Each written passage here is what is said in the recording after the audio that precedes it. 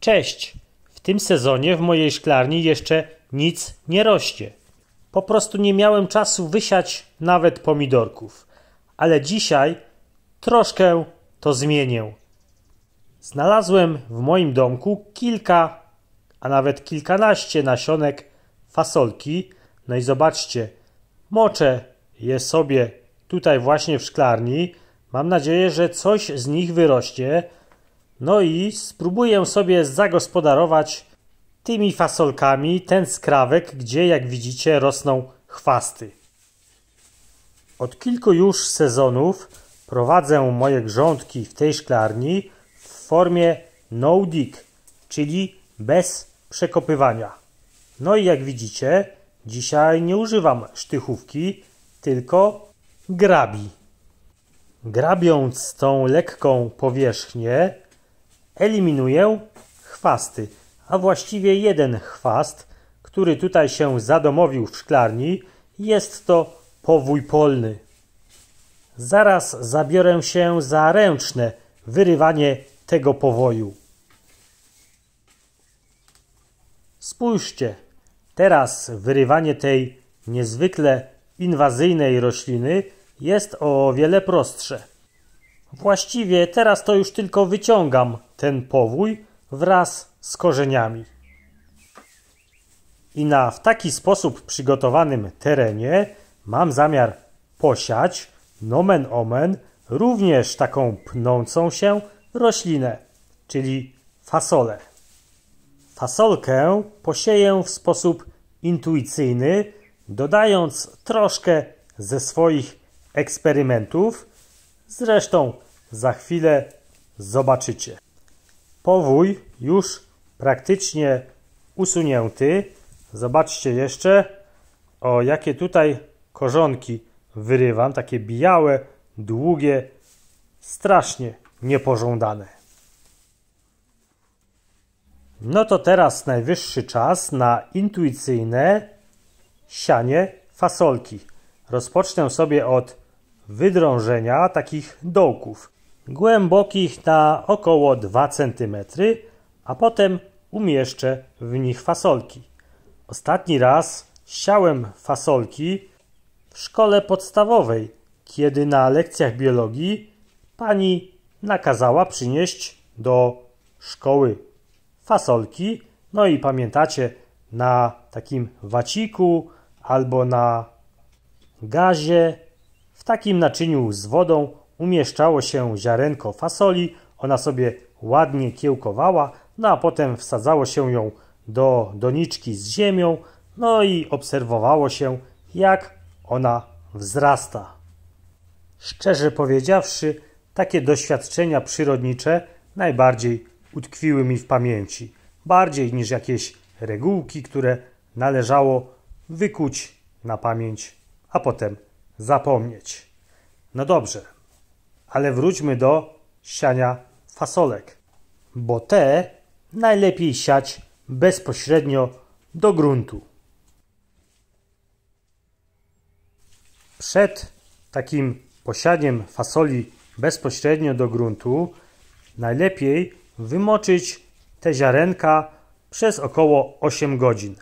Ale oczywiście grunt również musi być odpowiednio wilgotny, nawodniony, dlatego ja tutaj leję do tych wydrążonych rowków wodę.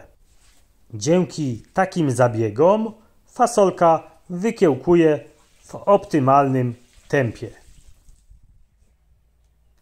No i teraz bezpośrednio do gruntu mogę sobie uprzednio przygotowane, czyli odpowiednio namoczone nasionka fasoli wysiać. Ta gruba skórka fasolki będzie taka lekko pomarszczona. No i po tym właśnie poznamy, że nasionka są już w gotowości, aby wykiełkować. Jak wiecie, fasolka ma dosyć grubą tą skorupę, no i właśnie aby przez nią się przebić, konieczne jest odpowiednio wczesne moczenie tych nasionek.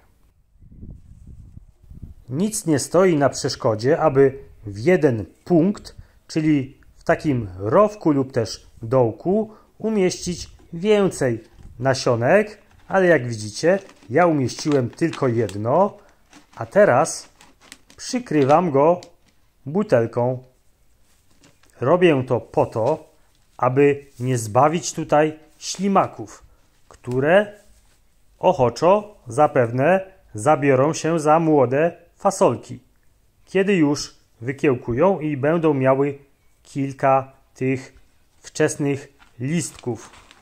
Dlatego taka osłonka w postaci butelki na pewno skutecznie zniechęci ślimaki do atakowania fasolek.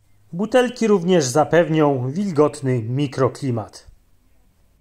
Niestety aż tylu butelek nie posiadam, dlatego to, co mi zostało, posieję w nieco bardziej tradycyjny sposób, zaznaczając sobie jedynie patykiem miejsce, w którym te fasolki, mam nadzieję, wyjdą.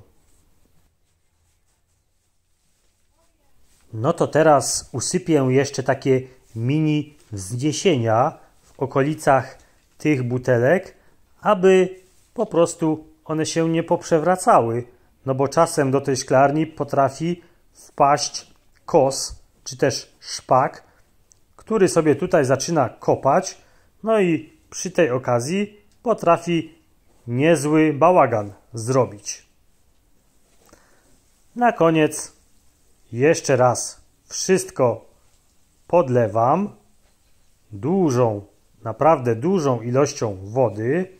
Butelki tutaj nie przeszkadzają, a wręcz pomagają, ponieważ tam w środku utworzy się taki wilgotny, mokry mikroklimat, no i fasolki z dużą ochotą będą chciały korzystać właśnie z tego mikroklimatu. No i to w sumie wszystko, jeśli chodzi o moje intuicyjne sianie fasoli. Jeszcze coś dołożę, zatem poczekajcie chwilkę. Przy każdej takiej butelce powbijam jeszcze takie 3 paliki. Paliki z miskanta olbrzymiego, którego mam w nadmiarze. No i ten miskant będzie stanowił taką naturalną podpórkę pod, mam nadzieję, przyszłe fasolki.